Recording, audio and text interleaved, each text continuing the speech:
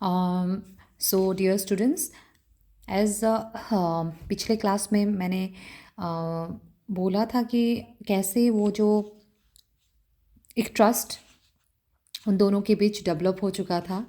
और साथ ही साथ जो वेपन है, जो गन है, वो गन था, it सिम्बलाइज्ड there growing relationship.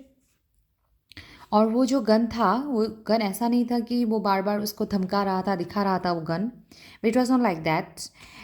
The captive, he knew that there was a gun inside that inside the bag, and that gun actually it's a symbolized it symbolizes fear, it symbolizes that as well.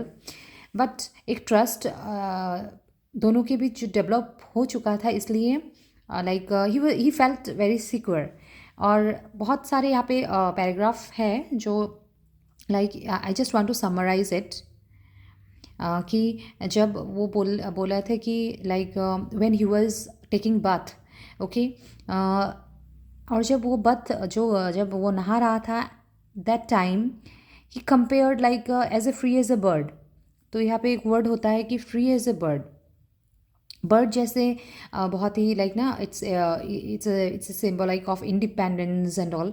तो उसको भी वही identify कर रहा था, represent कर रहा था। सो एंड कभी नाम आते हैं कि what was the name of the bird that he saw और something like that, it was a kingfisher actually. So but again he questions himself that as free as a bird, कि सच्ची में वो फ्री था? Obviously not, right? That doctor was not free, the youth was not free. He was also imprisoned by rules, regulations of the that youth organization. Okay, that organization. So Saad, after having his bath, he came and then again they started their ride. Perhaps वो लोग जा रहे थे एक मंजिल की ओर, जहाँ like एक ठिकाना, मतलब एक कैंप नहीं बोलेंगे, कि जहाँ वो लोग रिसाइड करेंगे कुछ दिनों के लिए, जहाँ वो लोग रहेंगे। Because obviously we know that it is an organization that was actually considered to not it was actually considered uh, एक organization है जो it was against the, like the government don't support that organization, right? So completely I can say that it is a kind of anti government organization. So obviously there was a danger, so they were, वो लोग जा रहे थे and finally वो लोग the journey has been explained here. And obviously we know that the gun is actually a symbolic of death, right? Because that weapon is supposed to has the power to kill anybody, yes. But here it was a symbol of what? Authority or something like that. It is written here like that only. फिर यहाँ पे हम लोग फिर explain कर रहा है यहाँ पे that he was a prisoner at one end of the metallic gun barrel, but at its other end you too was a prisoner. That is what I am saying, that it's not only that the captive is a prisoner here, but the youth is also a prisoner. ये एक चीज़ है कि दोनों ही similar है, दोनों ही prisoner है, दोनों ही बंदी है. He suddenly remembered the kingfisher and the phrase came to the mind again, as free as bird. But the bird itself was bound to the water in the stream by a strange relationship. He himself was a hostage.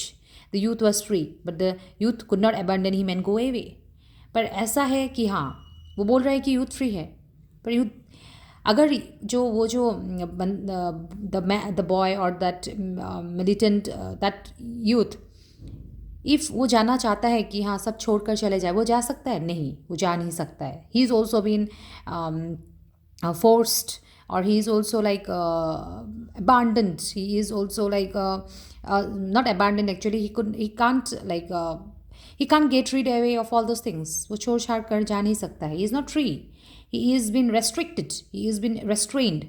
Side by side with his own captivity, the youth too was a prisoner. Until he himself was free, the youth would remain a captive.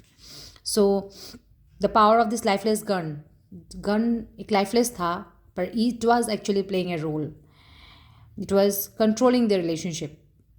So और बाद में they had a ride and they were going. फिर वो लोग कुछ बात कर रहे थे जो ट्राइबल लैंग्वेज था, लैंग्वेज जो. So the man was not understanding, the government official was not understanding the thing actually. वो समझ नहीं रहा था, पर कुछ इशारा था जो वो समझ में आ रहा था.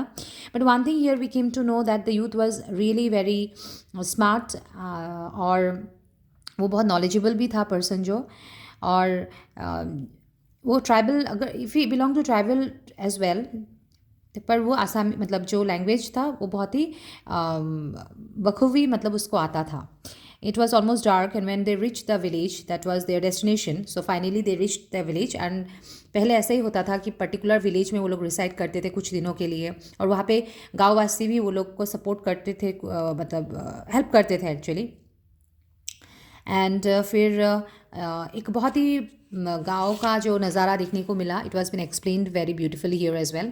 सो हम लोग वहाँ पे एक्सप्लेन नहीं करेंगे सब चीज़। And finally it was a tribal village in a remote area, that is you should know for 1 mark it used to come maybe, कि एक ट्राइबल विलेज था और हट्स जो छोटा छोटा झोपड़ी थे, और झोपड़ी जो like it was been completely means it was almost dark and the villages are busy. So ऐसे ही गाँव का जो एनवायरनमेंट था, तो इसलिए we can to know that गाँव का एनवायरनमेंट कैसा होता है, परिवेश कैसा होता है कि जब शाम होते हैं, जब सूरज ढलता है तो अपने अपने जो भी कैटल है, गाय पकड़ा लेके सब घर लौटते हैं। तो that was the environment, it was written, it was there actually scripted. और एक चीज़ वहाँ पे देखने को मिला, और जो एक्सप्लेन कर रहे हैं कि जो आर्थिक जो परिस्थिति थी, जो आर्थिक स्थिति थी, वो काफ़ी ही like it was not that good actually, the economic condition was yes. And then फिर वो लोग जाते जाते एक घर पहुँचे, जो वो घर जो था comparatively that house was little bit good, the condition was good.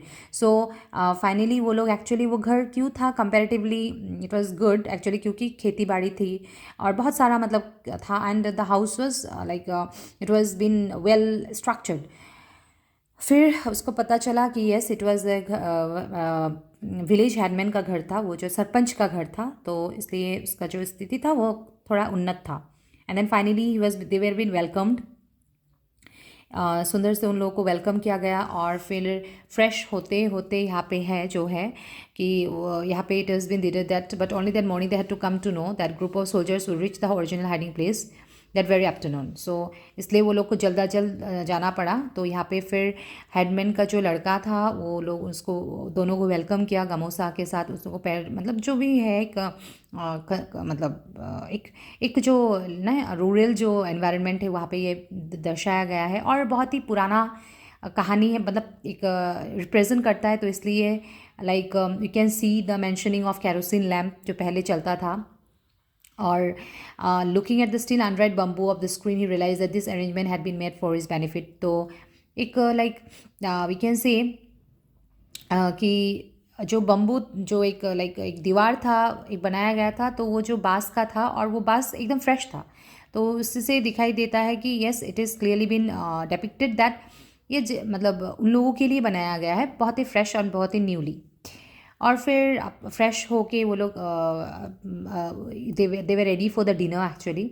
और फिर it is a kind of caring sense, यहाँ पे ये केयरिंग नोट में यहाँ पे दिया गया है कि कैसे द यूथ जो है, तो जो द मिलिटेंट जो है वो बोले कि जो the to the captive to the official okay, जिसको किडनैप करके लेके आए हैं, वो बोले कि इसको कि आप इतने दिन तक मतलब आप क्रॉस किए हैं, आप जंगल पार करके, it was a very tough time for you. So कुछ दिन यहाँ पे रेस्ट लीजिए, क्योंकि हमको तो जल्दी फिर शिफ्ट होना पड़ेगा दूसरे जगह। सो रिगेन योर स्ट्रेंथ, अच्छी तरह से रेस्ट ले लीजिए, खा लीजिए। तो फिर उन्होंने क्या किया, ऑफ़र किया 2 टैबलेट्स, और टैबलेट शायद कुछ एनर्जी विटामिन्स टैबलेट थे, तो उसको खाने के लिए ऑफर किया। तो this is actually clearly a kind of note of concern we can see here. So it was a vitamin pills actually.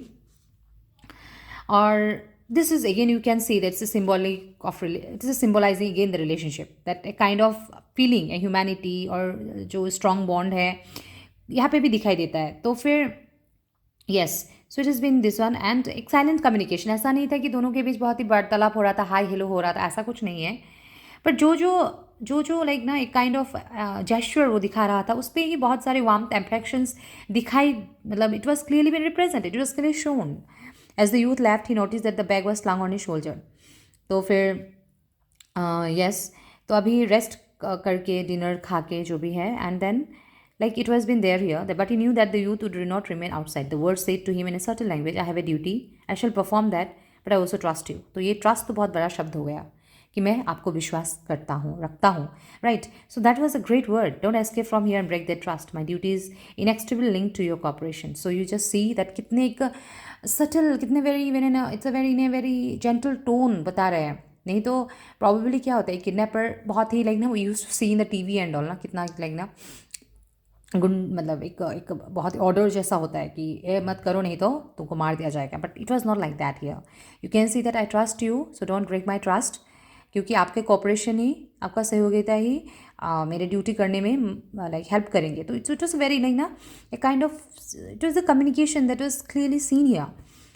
तो the youth said I shall remain outside reminded me once more of the relationship between them. तो यहाँ पे कुछ याद आ गया किसको, जो captive को बहुत कुछ याद आ गया. यस, लाइक बिकॉज पहले क्या था, ये जो चीज़ है आई शैल रिमेन आउटसाइड, ये पहले भी बोला गया है but not in that way. जो अभी जो जो जो उसका बोलने का तरीका है, it is not same to the same way as it was been told before. Okay okay. So you can see that it was evoke feeling of fear, agitation, helpless and insecurity. तो एक 7 महीना का पहले का घटना है जहाँ एक फीलिंग हुआ था उसका, डर का, एजिटेशन का, गुस्से का, हेल्पलेसनेस का, इनसिक्योरिटी का, जो दिन ब दिन या जो with the gradual course of time सब कुछ बदल गया था. अभी इनसिक्योरिटी के बदले सिक्योर होने लगा, उसको फील होने लगा कि yes he is secured now. तो एक चेंज दिखाई दिया इस रिलेशनशिप में, या transition you can say, transformation. He heard the sound of footsteps outside, और फिर मिडिल एज जो बुजुर्ग आदमी आए, और एक स्मॉल छोटा लड़की आया और लाइक ना उसको खाने को दिया. So they had their dinner that day. And जो है इसमें इट वॉज नथिंग इन एक डिटेल में है कुछ कुछ चीज़ें, तो मैं समराइज करके जो जो इंपॉर्टेंट है वही मैं बता रहा हूँ. तो he was extremely hungry even though the rice was parboiled, it was quite good. Chicken curry के साथ बहुत ही टेस्टी था बोला है. एंड कुछ गार्ड आउटसाइड, दूर मतलब बाहर में कुछ गार्ड्स नहीं थे, वो लोग ही थे सिर्फ. और फिर जब डिनर ख़त्म करने के बाद अभी जो like sitting on the bed, he took out the notebook from the सेशल that he carried with him. तो अभी जो कैप्टिव था, जो ब्रिटिश, सॉरी नॉट ब्रिटिश, जो गवर्नमेंट ऑफिशियल था, वो एक बैग लेके वो भी घूमता था. तो and in that there was a notebook and जो जर्नल था. और वो वहाँ पे तीन महीने के बीच जो भी घटना हुआ वहाँ पे वो एक डायरी के जैसा, वो मतलब there was written there everything. The youth had brought him. तो you just see that the youth had only brought him. किसने खरीद दिया? वो जो यूथ, जो लड़का था वही खरीद दिया उसको. और like he was been captive of 7 months. 7 महीने पहले ही उसको कैप्चर करके रखा था. बट जर्नल जो खरीदा है जस्ट ज़्यादा महीना नहीं हुआ है, 3 months. So you can see that he was in capture for 7 months and 3 months वो जो अपना जर्नल या जो है रिकॉर्ड मेंटेन कर रहा है. और साथ ही साथ 3 महीने का जो भी घटना है वो वर्णन करके वहाँ पे ही लिखता है, ऐसे मेमोरी की तरह. And even he doesn't know, his life is also unpredictable. क्योंकि उसको भी पता नहीं है कि जब सिचुएशन ख़राब हो जाएगा may be he will also be get killed. ऐसा नहीं है कि उसका रिलेशनशिप, ऐसा नहीं है कि yes no doubt their bonding is growing stronger and all, but it doesn't mean that he will be saved. ऐसा नहीं है. जब सिचुएशन अगर वो होगा तो obviously he also knows that his life is in danger. as soon as he closed the door from inside. Now abhi jo like after having the dinner he was asked to take rest. So सारा दिन वो किसके साथ था? वो लड़का के साथ ही, मतलब ना like he was roaming around. So he was feeling a kind of security that time. But it was the time that when he was been taking rest and the door was closed and he felt captive. You just see the ironical that जब उसके साथ कोई नहीं है and he feels like he is locked. He is the room was lonely and he felt at peace after imprisoning himself.